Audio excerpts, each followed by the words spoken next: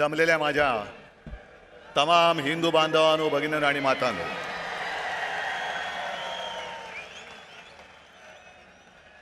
सत्तावन्न वर्ष झाली, पण आपण परंपरा थांबू दिली नाही. मोडता घालण्याचा प्रयत्न किती झाला तरी त्यांना मोडीत काढून आपली परंपरा आपण चालू ठेवली आहे आणि पुढची अनेक वर्ष ही अशीच चालू ठेवणार आहोत. सर्वप्रथम दसऱ्याच्या मी तुम्हाला सर्वांना शुभेच्छा देतो. आज दसरा आहे, शस्त्रपूजन आहे, सरस्वतीचं पूजन आहे आणि हा मेळावा त्या संस्कृतीचं एक विराट दर्शन आहे. आपला मेळावा झाल्यानंतर आपण इकडे खोकासुराचं दहन करणार आहोत. मुद्दामून एक नवीन असुर खोकासूर, रामाने रावणाचा वध केला. कशासाठी केला? कारण असं मी ऐकलंय, असं मी वाचलंय की रावण सुद्धा शिवभक्त होता. पण एवढा शिवभक्त असून सुद्धा रामाला त्याला मारावं लागलं कारण रावण माजला होता. रावणाने सीतेला पळवलं होतं, सीताहरण केलं होतं. त्याचप्रमाणे आज सुद्धा आपली शिवसेना पळवण्याचा प्रयत्न होतोय आणि एक खबरदारी घेतली आहे. आपण नाही, त्यांनी. कारण प्रभू श्री रामचंद्राने धनुष्यबाणाने रावणाचा वध केला होता. भानगड नको म्हणून तो धनुष्यबाण सुद्धा चोरलेला आहे. चोरा, पण एक लक्षात घ्या की ज्याप्रमाणे हनुमानाने रावणाची सोन्याची लंका दहन केली होती, तशीच तुमची खोक्याची लंका दहन करणाऱ्या धगधगत्या मशाली आज सुद्धा माझ्यासोबत आहेत. आणि तुमची खोक्याची लंका आहे. मी जास्त गद्दारांवरती बोलणार नाहीये,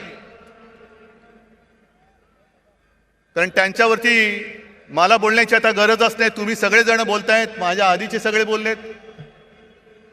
आणि सध्या क्रिकेटचा मोसम आहे, वर्ल्ड कप सुरू आहे. क्रिकेट पण चालू असतं आणि मध्ये मध्ये जाहिराती पण असतात. आणि काही जाहिराती तर आपल्याला बघून बघून पाठ होतात.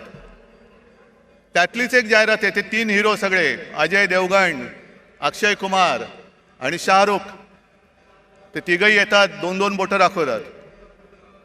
आमच्याकडे सुद्धा 3 जण बसलेले आहेत. ते सुद्धा 2-2 सांगतात की अरे आमच्याकडे सुद्धा 2-2 हाफ आहेत.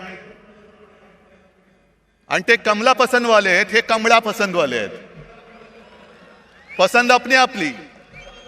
त्यांना कमला पसंत आहे, यांना कमळा पसंत आहे. तुम्ही घ्या आणि तुमचं काय ते बघा. आमच्या नादाला लागू नका. आज महाराष्ट्रामध्ये आणि देशात खूप प्रश्न आहेत. मी भाषणाच्या सुरुवातीला आवर्जून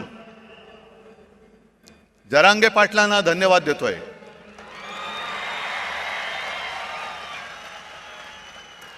अत्यंत समजदारपणाने त्यांनी आंदोलन सुरू ठेवलेलं आहे आणि आज त्यांनी एक चांगली गोष्ट केली, धनगरांना साथ घातलेली आहे.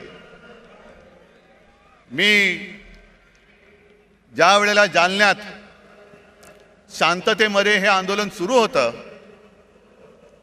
आणि आत्ताचं जे सरकार आहे, डायरचं सरकार, जसं जालियनवाला बागेमध्ये पोलीस घुसून त्यांनी अत्याचार केला होता, त्याचप्रमाणे आंतरवेलीमध्ये शांततेत बसलेल्या मराठा समाजाच्या आंदोलकांवरती यांनी 5वी लाठीहार केला होता. मी तत्काळ तिकडे गेलो, बघितलं. तिकडे हॉस्पिटलमध्ये गेलो.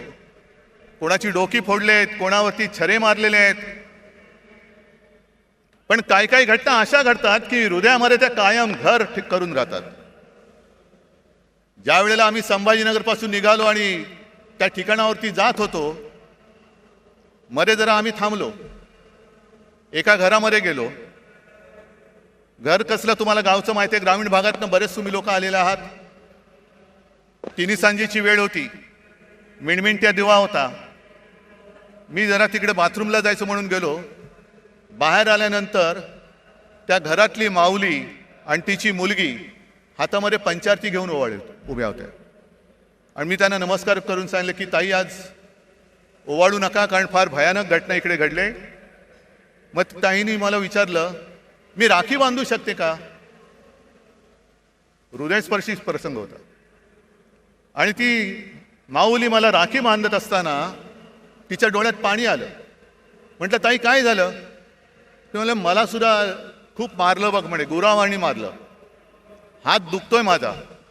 म्हटलं, काय औषधोपचार केले का?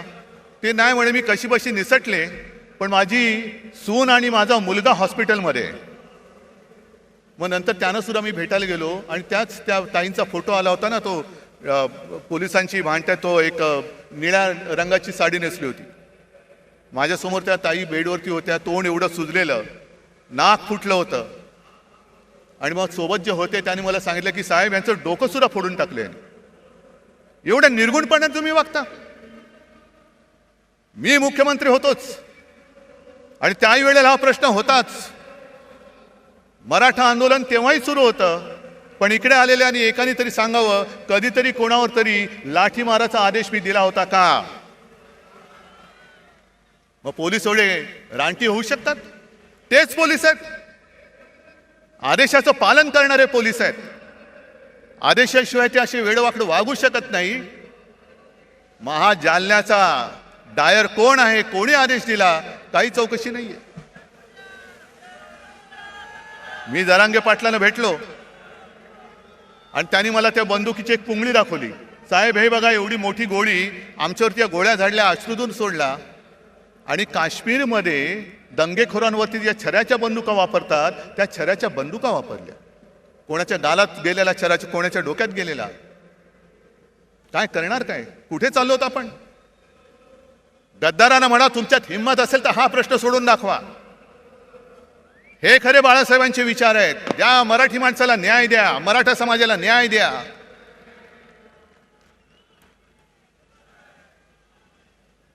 पण आज जर न्याय मिळवायचा असेल तर जेव्हा मी त्या आंदोलनकर्त्यांना भेटायला गेलो होतो तेव्हा जे बोललो तेच आज बोलतोय.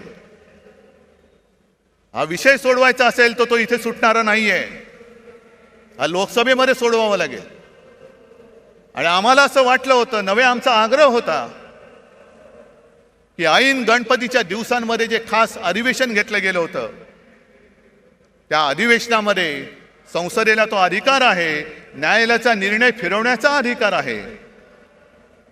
ज्याप्रमाणे दिल्लीचा निर्णय, संपूर्ण बदल्यांचे अधिकार, कोर्टाने दिलेला निर्णय यांनी 5वी बहुमताच्या जोरावरती जसा वळवला होता, तसाच सगळ्यांना न्याय देणारा निर्णय तुम्ही संसदेत घ्या. घ्या, मराठा समाजाला घ्या, धनगरांना घ्या, ओबीसीना घ्या, किती जाती असतील, किती वंचित असतील. कारण जे शिवसेना प्रमुखांचं वाक्य होतं की जातीला पोट असतं पण पोटाला जात लावू नका.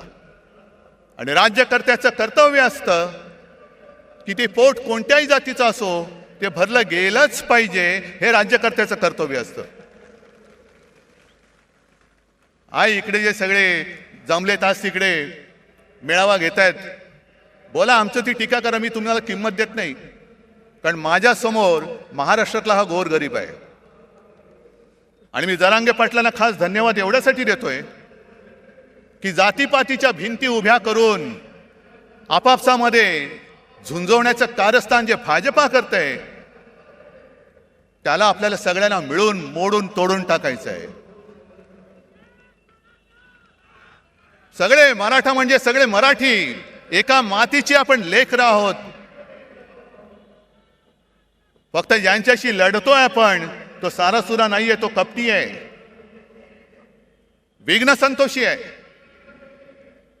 आणि भाजप एवढा विघ्न संतोषी आहे की कोणाचंही लग्न असो, तुम्ही बोलवा अथवा नका बोलू, हे जाणार, पंक्तीला बसणार, भरपूर जेवणार, आडवा हात मारणार. मग श्रीखंडपुरी असेल, बासुंदी असेल, किती पोळ्या खाण्याच्या स्पर्धा लावतील. किती पुरणपोळ्या खाल्ल्या माहितीये तुम्हाला? सगळ्या पुरणपोळ्या फस्त करणार, ढेकर देणार, पण निघताना नवरा बायकोत भांडणं लावून दुसऱ्या लग्नात जेवायला जाणार. अशी ही औलाद आहे, अशी औलाद आहे. आणि मी पुन्हा पुन्हा सांगतोय, भारतीय जनता पक्ष असो किंवा त्या कालचा जनसंघ असेल, यांचा कधीही कोणत्याही लढ्याशी सुतराम संबंध नव्हता. स्वातंत्र्य लढ्याशी तर कदापि नव्हता. मराठवाडा मुक्ती संग्रामात त्यांचं कधी नाव ऐकलं नाही. संयुक्त महाराष्ट्र चळवळीमध्ये सुद्धा ते नव्हते. पण केव्हा एकत्र आले होते? संयुक्त महाराष्ट्र समितीमध्ये ते आले होते. चळवळीत नव्हते, समितीत आले. कशासाठी आले? की हे सगळं आयतं अन्न शिजतंय, घुसून बघूया हात मारायला. म्हणून सगळ्यात शेवटी जनसंघ समितीत सामील झाला आणि सगळ्यात पहिल्यांदी जनसंघ बाहेर पडला जागा वाटपाच्या भांडण करून. सगळं तोडून मोडून टाकायचं, विघ्न संतोषी म्हणतात ते याला. मग जनता पक्षात घुसला, तिकडे दुहेरी सदस्यत्वाचा वाद केला, तिकडे तोडफोड तांबवा पितळ केलं. मग शिवसेनेसोबत आले, तिकडे अकाली दलाबरोबर गेले, कधी नितीश बरोबर, कधी यांच्या बरोबर, कधी त्यांच्या बरोबर, गोव्यात मगो पक्षाबरोबर.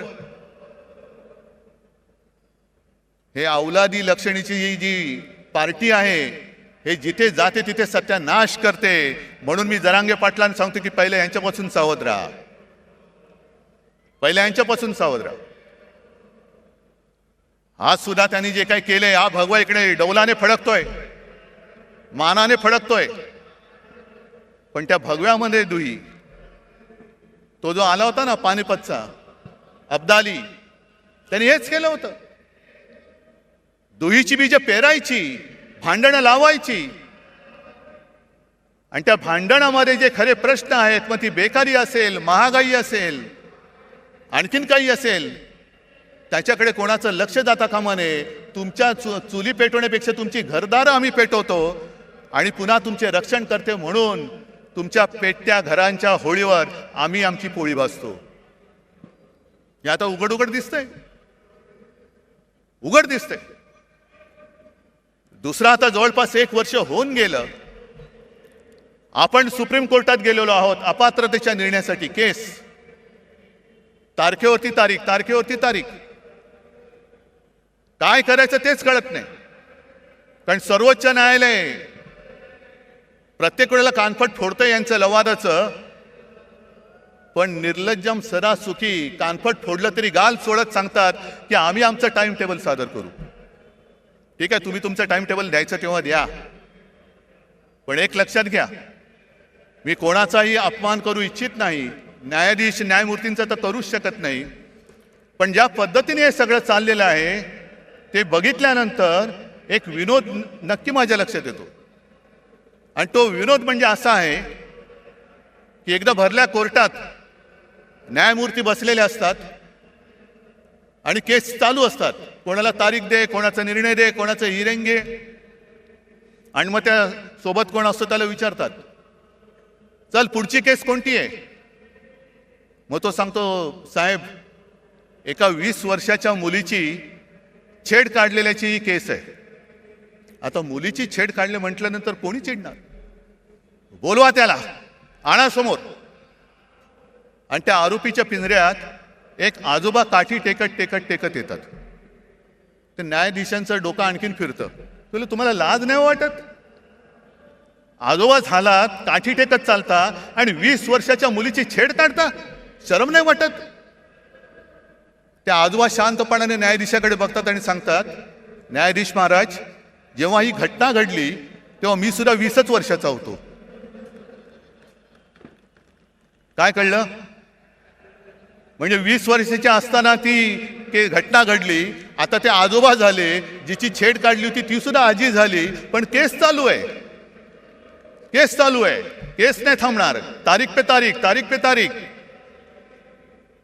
आता माझं स्पष्ट म्हणणं असं आहे, ठीक आहे, तुम्ही आम्ही केलेल्या अपात्रतेचा निर्णय जेव्हा लावायचा तेव्हा लावा, 20 वर्षानंतर लावा, 50 वर्षानंतर लावा,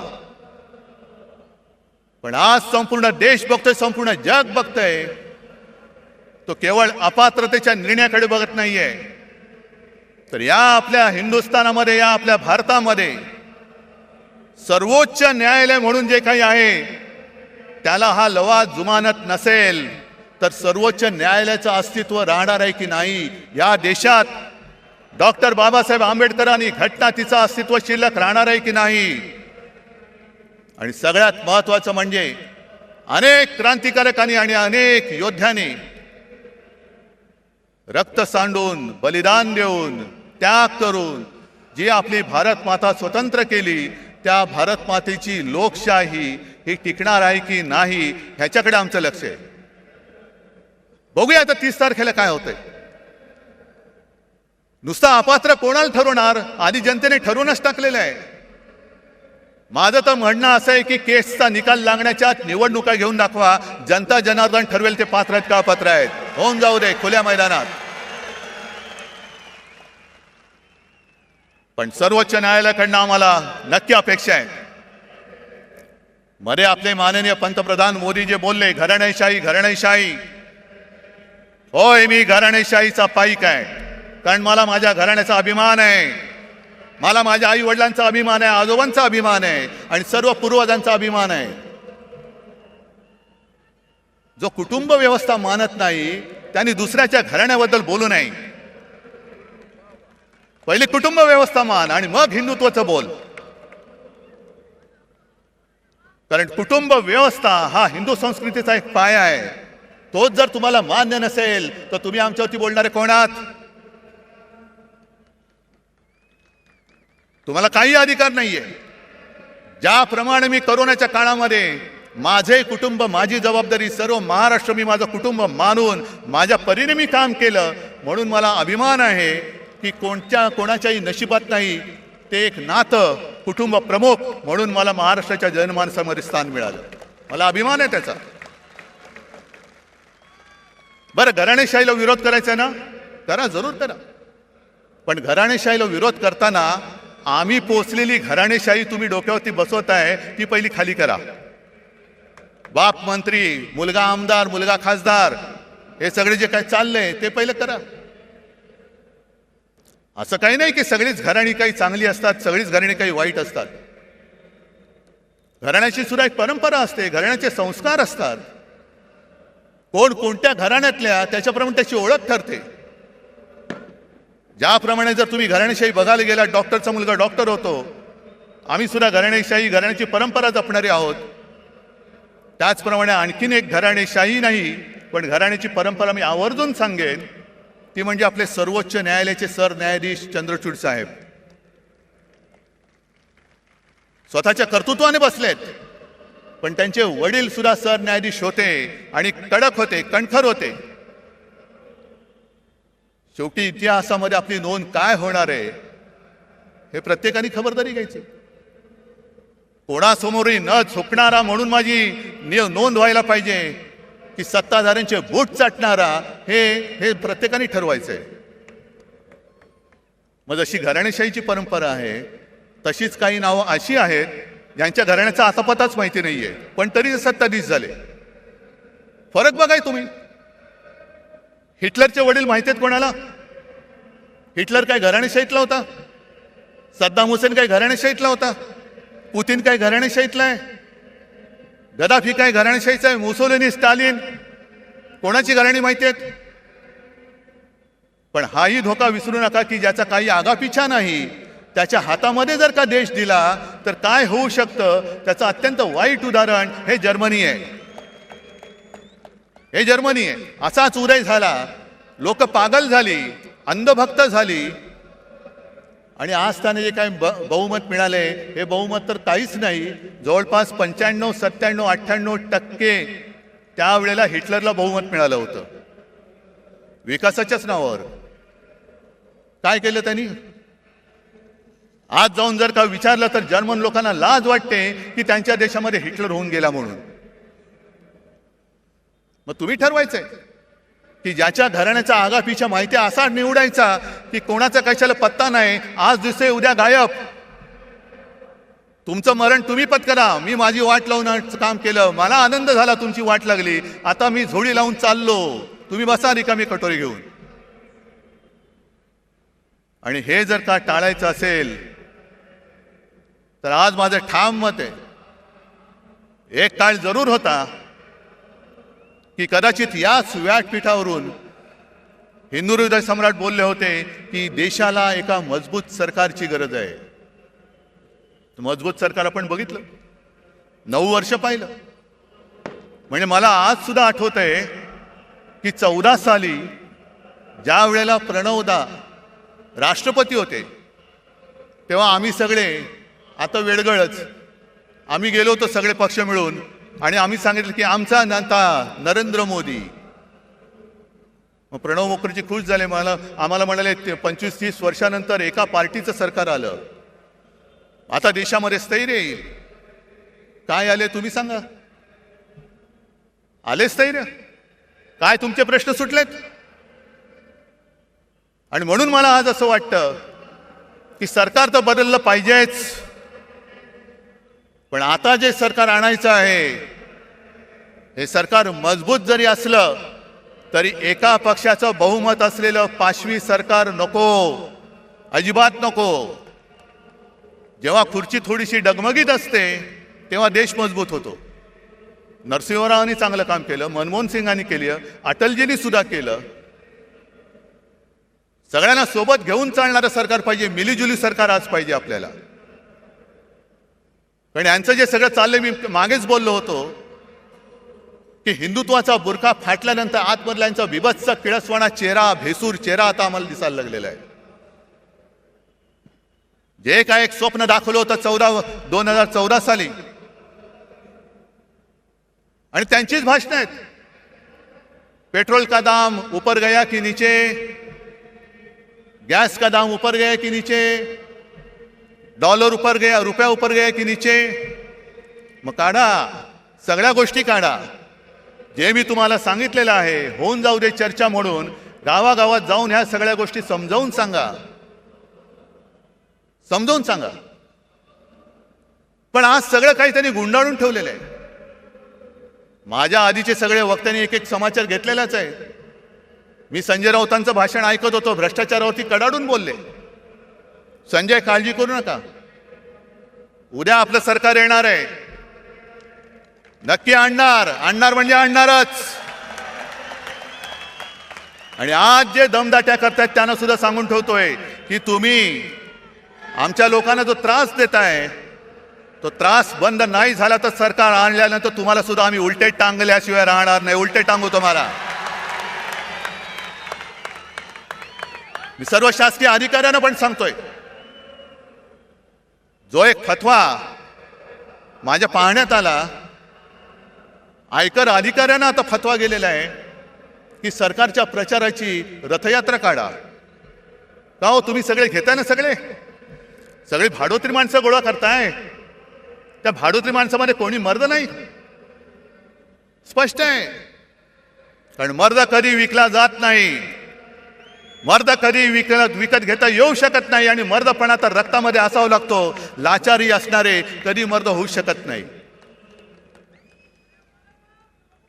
आणि भारतीय जनता पक्षाची आजची हालत जी अशी झालेली आहे, मग त्याचं वर्णन मध्ये ते एक सगळ्यांना असं पेव फुटलं होतं, हनुमान चालिसा. कुठेही हनुमान चालिसा. जा ना मणिपूरमध्ये जा आणि हनुमान चालिसा बोला, आहे हिम्मत. पण हनुमान चालिसा जसं तुम्ही बोलता तशी आपल्या हिंदू संस्कृतीत आणखीनही काही स्तोत्र आहेत. व्यंकटेश स्तोत्र माहिती आहे तुम्हाला? त्याच्यामध्ये स्पष्ट शब्दात लिहिले आहे, गावीचे होते लेंडे ओहळ. म्हणजे काय? गावातलं गटार. गंगेसी मिळता गंगाजळ. मग ते गटार जर का गंगेला मिळालं तर त्याचं सुद्धा गंगाजल होतं आणि तीर्थ म्हणून हे प्राशन करतात. काक विष्ठेचे झाले पिंपळ. म्हणजे कावळ्याने खाऊन त्याची जी काय विष्ठा असते त्याच्या बियेतनं होतं झालं पिंपळ. त्याची निंद्य कोण म्हणे? आता पिंपळ झालाय त्याला निंद्य कसं म्हणायचं? भले असेल तो कावळ्याच्या विष्ठेतून झालेला. तसा भाजप झालाय आता. सगळे गावीचे सगळे लेंडे ओळ एकत्र येतात. या या या या या या सगळ्या कावळ्यांच्या विष्ठा एकत्र करतायत आणि पिंपळ करतायत. बसा मुंजासारखे त्याच्यावरती बसून. ही तुमची हालत झाली. हे तुमचं हिंदुत्व. आज मला संताप काय येतो जेव्हा मला लोक सांगतात की साहेब जनतेमध्ये तुमच्याबद्दल प्रेम आहे, तुमच्याबद्दल सहानुभूती आहे.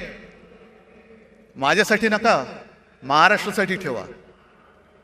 महाराष्ट्रासाठी ठेवा, आपल्या मराठी मातीसाठी ठेवा.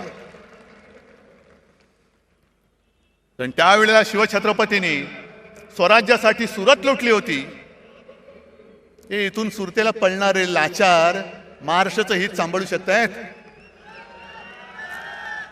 सरकार बदलल्यानंतर पहिलं काय केलं यांनी?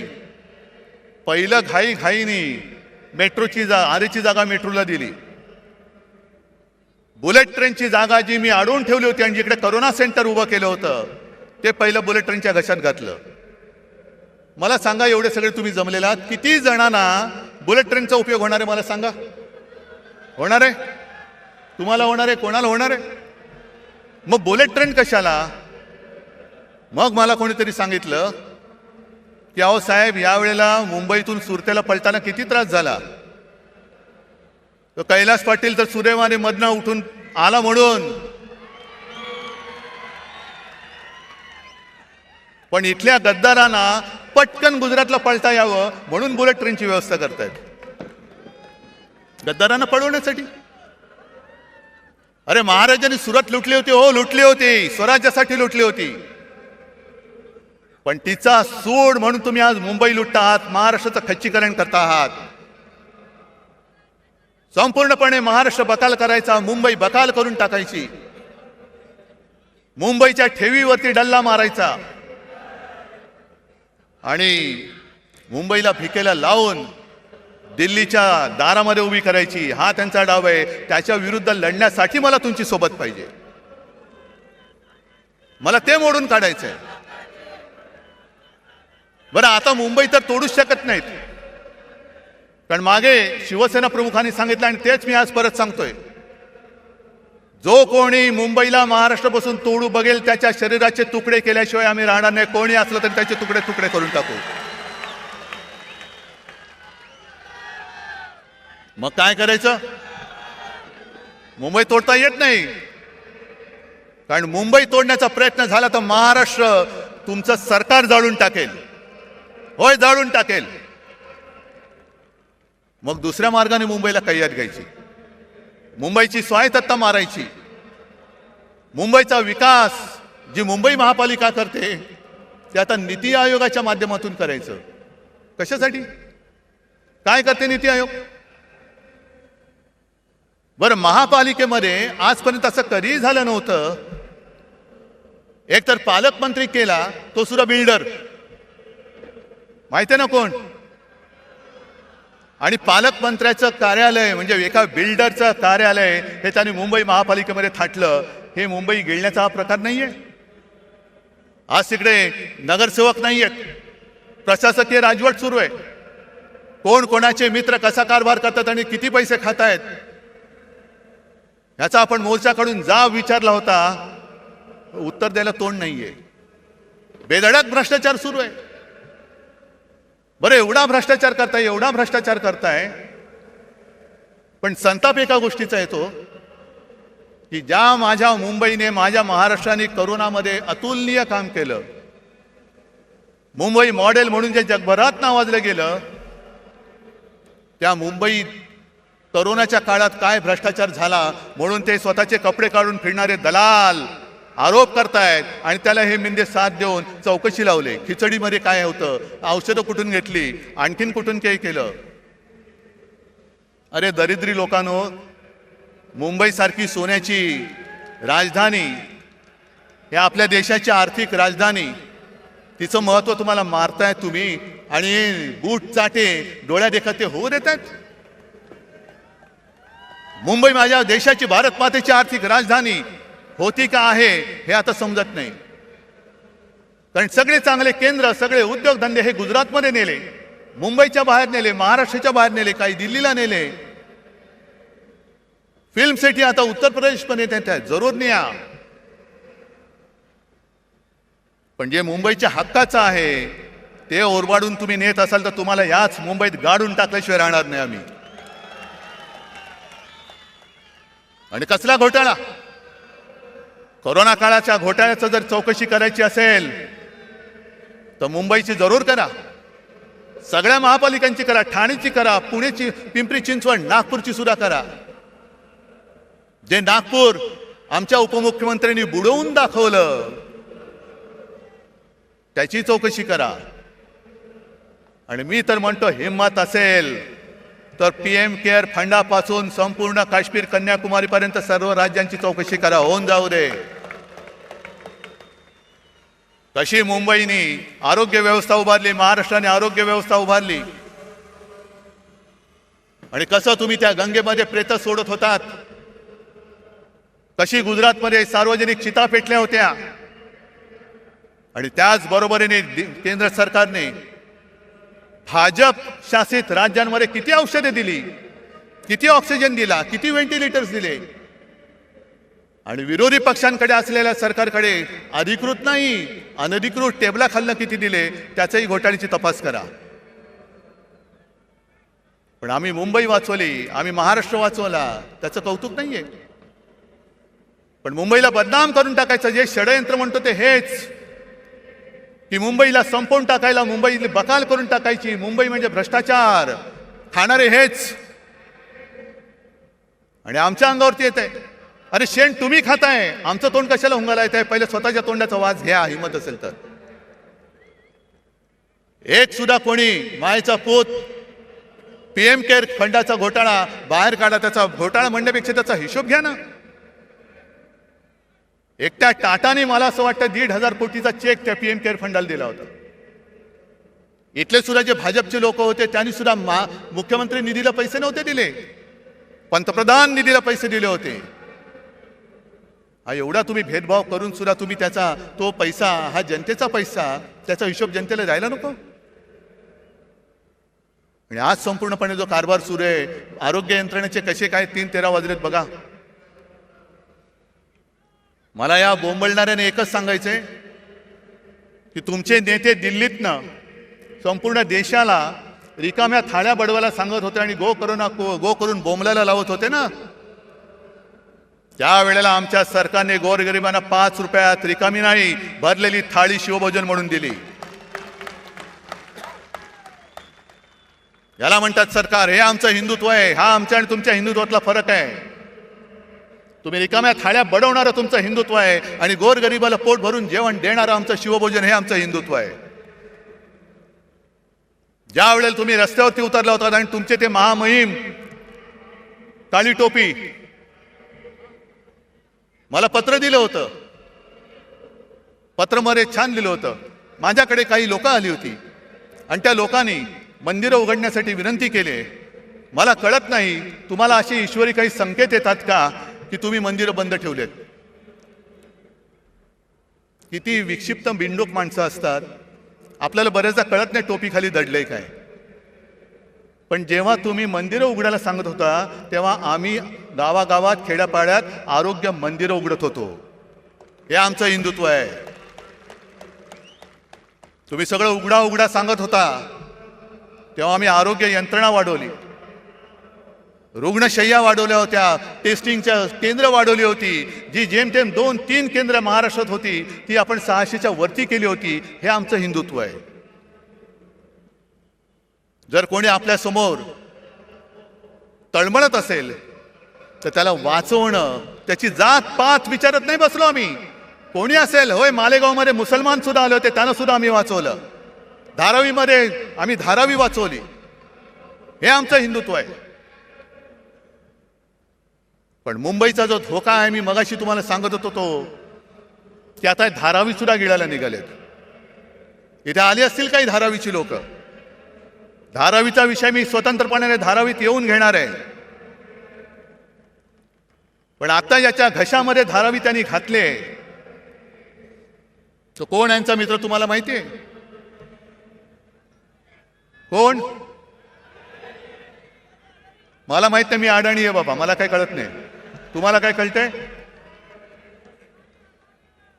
आणि सहज जर का अभ्यास केला तर माझे तर डोळे पांढरे झाले. जवळपास 150 कोटी स्क्वेअर फुटाचा FSI तिकडे मिळणार आहे. म्हणजे सगळी, आणि तो FSI दक्षिण मुंबईत तो वापरू शकणार. म्हणजे मुंबईची ओळख काय राहणार, कोण येणार कोण राहणार. आणि हा विकास केवळ तुमच्या मित्राचे खिसे भरायला आम्ही होऊ देणार नाही. धारावीचा विकास झालाच पाहिजे.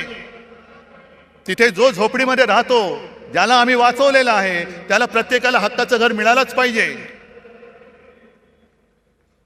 पण त्या हक्काबरोबर घराबरोबरच प्रत्येक घरामध्ये जे उद्योगधंदे आहेत, अगदी मायक्रो स्केल, लघु उद्योग, सूक्ष्म उद्योग, काही कुंभारवाडे आहेत, त्यांना सुद्धा तिकडे जागा मिळाली पाहिजे. ती सुद्धा सोयी त्यांना मिळाली पाहिजे. आणि सगळ्यात महत्त्वाचं म्हणजे धारावीच्या एका परिसरामध्ये तुम्ही घरं जरूर बांधा. पण आज देखील माझा गिरणी कामगार घराविना फिरतोय, वणवण फिरतोय. त्या गिरणी कामगारांच्या मुलांना धारावीत घरं द्या. वांद्रा वसाहतीमध्ये सरकारी कर्मचाऱ्यांना घरं तिथल्या तिथे मिळावीत असा निर्णय आमच्या सरकारने घेतला. हे द्यायला तयार नाही आहेत. वांद्रा वसाहतीत तिथल्या कर्मचाऱ्यांना घरं मिळालीच पाहिजेत. पण त्याच्या नंतरचे जे कर्मचारी आहेत त्यांना सुद्धा धारावीत घरं द्या. पोलिसांची घरं कमी पडत असतील तर पोलिसांना सुद्धा धारावीत घरं द्या. कारण आम्हाला हिंदुत्व जपायचं आहे, पण त्याच बरोबरीने मुंबईवरचा मराठी ठसा सुद्धा आम्हाला अधिक गडद करायचा आहे. नुसती दणदणक्यांची मुंबई करू नका. साध्या सुध्या ग्रामीण भागातल्या माणसाला इकडे परवडणाऱ्या दरामध्ये धारावीमध्ये घर द्या. कारण धारावीवरती एवढ्या सवलती त्यांनी उधळलेल्या आहेत, एवढ्या उधळलेल्या आहेत की त्याचा फायदा जर गरिबांना मिळणार असेल तर आनंद आहे. पण तो जर का तुमच्या मित्राच्या खिशात जाणार असेल तर मात्र आम्ही तो जाऊ देणार नाही. आणि मुंबई काय धारावी सुद्धा त्याला गिळू देणार नाही हा निश्चय करून आम्ही रस्त्यावरती उतरू. ही मुंबईची अवहेलना तुम्हाला मी सांगतोय. किती सांगायच्या गोष्टी. अंबादास, तुम्ही सगळ्या शेतकऱ्यांचा विषय घेतला असाल. एक तर दुष्काळ आपल्या माथी आलेला आहे. माझ्या माहितीप्रमाणे आता जो खरीप झाला त्याचा 22% उत्पादन कमी झालेलं आहे. पाऊस पुरेसा नाही, धरणामध्ये पाणी साठा बरोबर नाहीये. पुढच्या मोसमापर्यंत पिण्याचं पाणी कसं पुरवायचं. कारण आज गावागावांमध्ये टँकर सुरू झालेत की नाही तुमच्यापैकी कोणाच्या गावात. आज टँकर सुरू झालेत. उद्या काय होणार आहे सांगता येत नाही. पण सगळ्यात संतापाची गोष्ट अशी आहे की मधल्या काही एका दिवशी मी शिर्डीमध्ये गेलो होतो दुष्काळी पाहणी करायला. आता टीव्हीवरती तुम्ही बघितलं असाल, मला कोण म्हणेल हा काही वेडा आहे का रे, भिजतोय आणि दुष्काळाची पाहणी करतोय. पण वस्तुस्थिती अशी होती की त्या दिवशी मी पावसामध्ये भिजलो होतो, पण माझ्या समोरची पिकं ही करपून गेली होती. मग त्या पाण्याचा चिखल होण्याखेरीज काही उपयोग नव्हता. मग शेतकऱ्याची ती पेरणी वाया गेलीच. कर्ज डोक्यावरती चढलं. पण कर्ज डोक्यावर चढण्यापूर्वी त्यांनी सरकारने जी एक योजना काढली, प्रधानमंत्री पीक विमा योजना.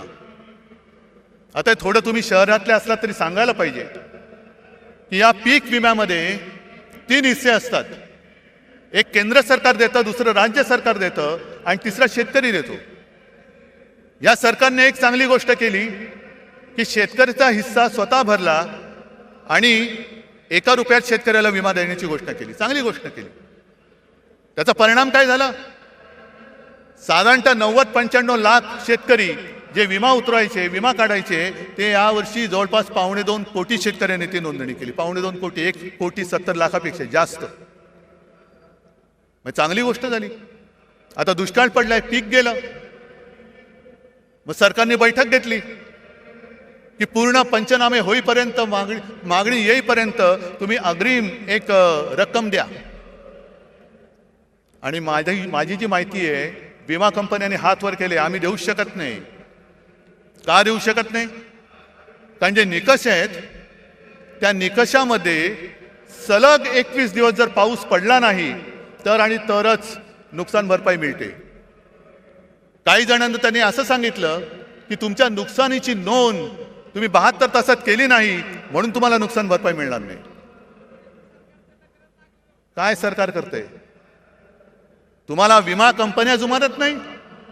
अरे मागे शिवसेनेने आंदोलन केल्यानंतर पटपट पटपट पटपट सगळ्यांना भरपाई दिली होती. आज तुम्हाला सगळ्यांना मी होय आदेश देतोय, शेतकऱ्याच्या बरोबरीने त्याच्या मदतीसाठी उभे राहा. जा विमा कंपन्या कोणाच्या आहेत त्या बघा, त्या सुद्धा यांच्या मित्रांच्या असतील. कुठे कुठे त्या विमा कंपन्या, त्या विमा कंपन्यांमध्ये जा. मारझोड नाही करायची, पण आळीपाळीने घेराव घालून बसा आणि अधिकाऱ्याला जागचा हलू देऊ नका. त्याला सलग पावसाचा खंड काय असतो ना, तो जागेवरती बसून दाखवा की तुझा पाऊस तुंबल्यावरती काय होतं. शेतकरी वाऱ्यावरती पडलाय, आरक्षणासाठी समाज रस्त्यावरती आलेले आहेत आणि हे म्हणे बाळासाहेबांचे विचार घेऊन पुढे चाललेले आहेत. बाळासाहेबांचे विचार काय होते? मरे आम्ही एक विरोधी पक्षाची आघाडी केली, तिचं नाव इंडिया ठेवलं. त्याच्यावरती मोदी लगेच त्यांनी तुलना केली की इंडियन मुजाहिद्दीन आहेत. किती दुर्दैव आहे, देशाला असा विचार करणारा पंतप्रधान मिळू शकतो.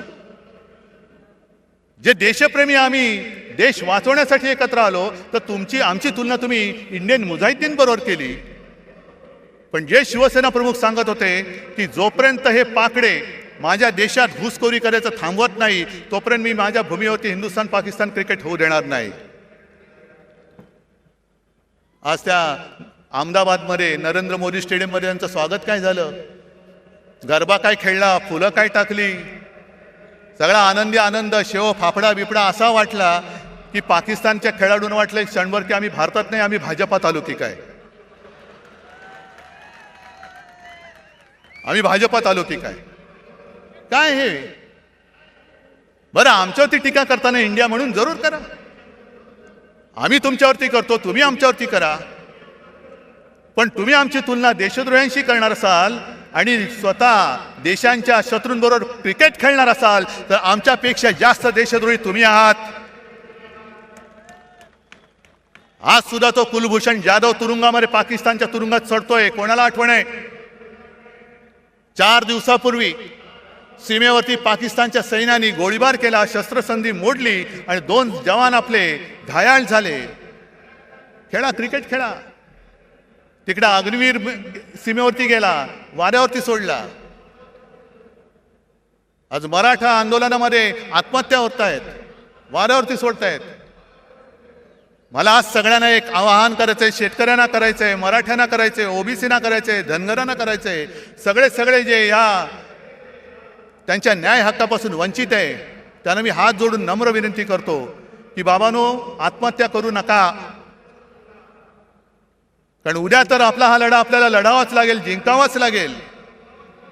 आरक्षण नक्की मिळेल, पण तेव्हा जर का तुम्ही नसला तर तुमच्या कुटुंबाचं रक्षण कोण करणार हा विचार करा. आणि तुमचा सोन्यासारखा जीव यांच्या नादान सरकारपायी असा देऊ नका.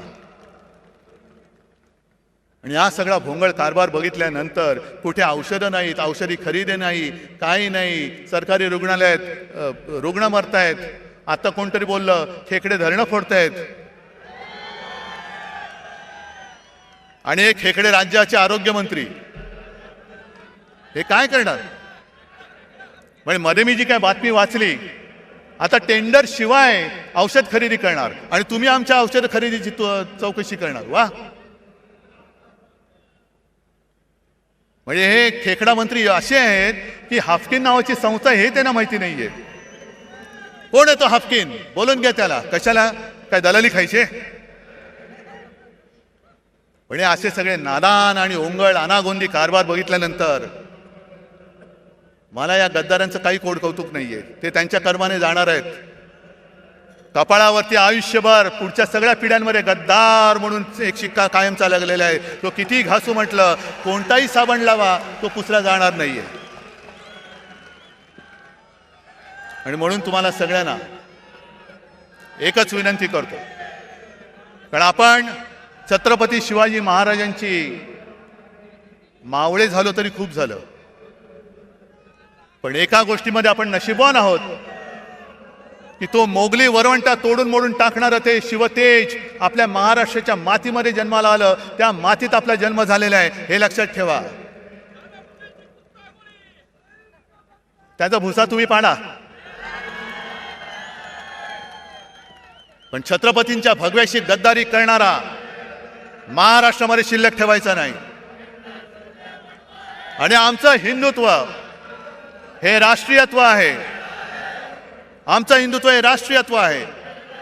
जो कोणी या देशासाठी मरायला तयार आहे, देश वाचवायला तयार आहे, तो जातीपाती धर्माने कोणी असला तरी तो आमचा आहे, आमचा हिंदू आहे. आणि कोणीही असो, जो जातपात धर्माने कोणी असला आणि देशाच्या मुळावर आलेला असला, अगदी कुरुलकर असला तरी देखील तो देशद्रोही आहे. तो देशद्रोही आहे. मला अजूनही कळलेलं नाही आहे. जरा थांबा ना. आहे, थांब. मला अजूनही कळलेलं नाही त्या कुरुलकर बद्दल संघाची भूमिका काय आणि भारतीय जनता पक्षाची भूमिका काय. जर त्यांनी आपली गुपितं पाकिस्तानला दिली असतील तर तो मराठी असो, हिंदू असो, कोणी असला तरी त्याला फासावरती, जर गुन्हा सिद्ध झाला तर फासावर दिलं गेलं पाहिजे. कारण आमच्यासाठी, मी परत सांगतो, आमचं हिंदुत्व हे राष्ट्रीयत्व आहे. आमचं हिंदुत्व परत सांगतो, शेंडी जानवेशी आणि घंटेशी जोडलेलं नाही, ते या देशाच्या मातीशी जोडलेलं आहे. म्हणजे देश वाचला तर महाराष्ट्र वाचेल, आणि महाराष्ट्र वाचला तर देश वाचेल. आणि महाराष्ट्र वाचवणारे सगळे जवान सैनिक माझ्यासोबत बसलेले आहेत. सेनापती बापट जे बोलले होते त्याचा अर्थ आता कळतोय. माहिती आहे ना, त्यातली एक ओळ महत्वाची आहे. ज्या 4 ओळी आहेत, महाराष्ट्र मेला तरी राष्ट्र मेले. म्हणजे महाराष्ट्र खतम झाला तर राष्ट्र खतम. मराठा विना राष्ट्र गाडा न चाले. मराठा म्हणजे महाराष्ट्रातले सगळे मराठी, त्यांच्या विना राष्ट्राचा गाडा चालू शकत नाही. खरा वीर वैरी पराधीनतेचा, हे यांच्यासारखे बुटचाटे नाहीत वीर. जो पराधीन होण्याला विरोध करतो, गुलामी स्वीकारत नाही, तो खरा वीर. खरा वीर वैरी पराधीनतेचा, महाराष्ट्र आधार या भारताचा. आज संपूर्ण भारत आपल्याकडे बघतोय. अरे त्यावेळेला सुद्धा असाच अंधकार पसरला होता. घरदारं फुटत होती, देवांचे राख रांगोळ्या होत होत्या. आणि तेव्हा ही एक मशाल छत्रपती शिवाजी महाराजांची भगवा घेऊन संपूर्ण त्यांनी त्या मोगलांना टक्कर दिलेली. वाघ नख जरूर आणा, पण त्या नखाच्या मागे वाघ नसेल आणि मुनगट्टीवर असतील तर त्या वाघ नखाला काय अर्थ नाहीये. त्यावेळेला सुद्धा त्या वाघ नखाच्या मागे छत्रपती शिवाजी महाराज नावाचा वाघ होता, म्हणून त्यांनी दगाबाज अफजल खानाचा कोथळा बाहेर काढला होता.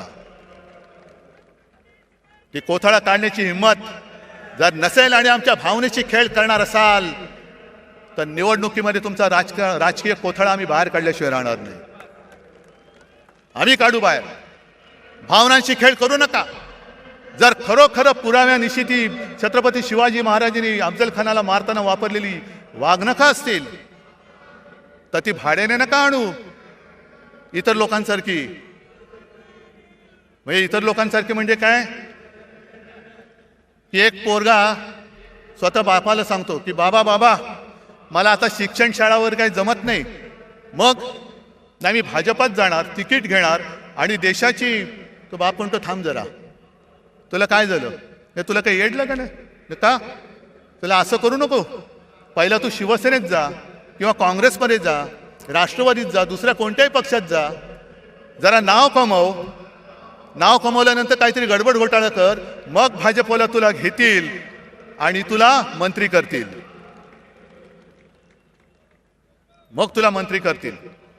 हे मला भारतीय जनता पक्षाच्या लोकांना सुद्धा सांगायचंय की घराणेशाहीमध्ये तुमची सुद्धा घराणी भाजप आणि संघ वाढवण्यामध्ये खच्ची झालेली आहेत. आज जर का तुमच्या घराण्याच्या त्यागाला काही किंमत मिळणार नसेल आणि नुसतं उपऱ्यांच्या सतरंज्या काढण्याचं घालण्याचं काम तुम्हाला करायचं असेल तर भाजप हाच संघ तुम्हाला तरी अपेक्षित होता का. नुसतं सतरंज्या घालताय. आणि म्हणून हा भावनेची खेळ आता बस झाला. आपल्याला आता महाराष्ट्र संपूर्ण हिंदुत्वाबरोबर मराठी माणसाची एकजूट, जे शिवसेना प्रमुखांचं पहिलं वाक्य होतं 96 कोळी 92 कोळी, मराठा मराठेतर 96 कोळी 92 कोळी, स्पृश्य अस्पृश्य कोळी आगरी हे सगळे भेदाभेद गाडून मराठी माणसाची भक्कम एकजूट बांधा. त्या एकजुटीच्या हातामध्ये शिवरायाचा आणि हिंदुत्वाचा पवित्र भगवा आपल्याला घट्ट धरायचा आहे. आणि म्हणून परत एकदा एकच सांगतो की आता या गद्दारांकडे दुर्लक्ष करा. आज सुद्धा अनेक जणांना फोन येत आहेत आणि परत सांगतो, ज्याला इमान विकायचं असेल सरळ इमान विकून मोकळे व्हा. जा तिकडे, माझ्याकडे एवढे वाघ बसले असताना मला नादान आणि भ्याडांची गरज नाहीये. आणि सरकारला मी आव्हान देतो, सुप्रीम कोर्टाचा निकाल लागेल तेव्हा लागेल, पण जर तुमच्यामध्ये हिंमत असेल तर मुंबई महापालिकेसह लोकसभा आणि विधानसभा सुद्धा घेऊन दाखवा. आमची तयारी आहे. जाऊन जे आम्ही जनतेच्या कोर्टात येतो, जो जनता निकाल देईल तो आम्हाला मान्य आहे, तो आम्हाला मान्य आहे. पण याची खात्री तुम्हाला आहे की जर का जनतेच्या कोर्टात गेलो तर इकडे तारीख पे तारीख नाही, एक गाव दोन तुकडे एका फटक्यात घरी पाठवतील लोक तुम्हाला. आणि त्याला घाबरलेत म्हणून यांनी युनिव्हर्सिटीच्या निवडणुका सुद्धा पुढे ढकलून टाकल्या. असं हे सगळं घाबरट सरकार फक्त महाराष्ट्राची आणि देशाची वाट लावते. ती वाट आणखीन लागू नये म्हणून जिथे जिथे आपल्याला शक्य होईल तिथे तिथे यांचा पाडाव आपल्याला करावाच लागेल. करणार? जरा तुमच्या हाताच्या मशाली दाखवणार? हे हात नाहीत, या मशाली आहेत. आणि या मशाली केवळ ह्या नादान महाराष्ट्र सरकारचंच नाही तर हुकुमशाही आणणाऱ्या दिल्ली सरकारचं सुद्धा तख्त जाळून भस्म केल्याशिवाय राहणार नाही. हा एक आत्मविश्वास बाळगून आपली रजा घेतो. जय हिंद,